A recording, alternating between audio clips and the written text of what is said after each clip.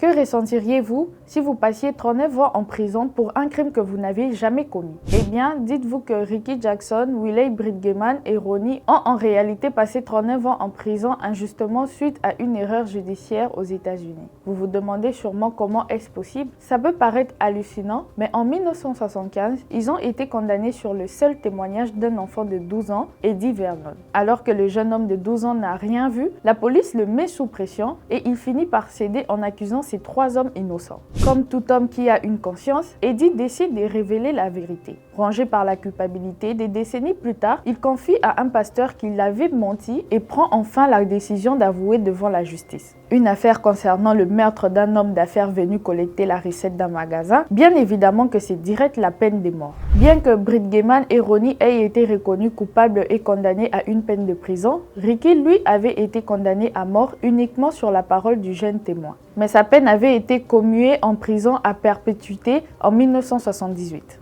Après près de 15 000 nuits derrière les barreaux, il est libéré en 2014 sans ressources et pris en charge par une association. Mais ce qui est incroyable est que ni Ricky ni Bridgman n'en veulent à Eddie Vernon. Ricky Jackson a même déclaré « c'était juste un enfant manipulé par la police ». Aujourd'hui, l'Ohio pourrait enfin leur accorder une indemnisation. Mais vous, comment auriez-vous réagi après une telle injustice? Vos réponses en commentaire.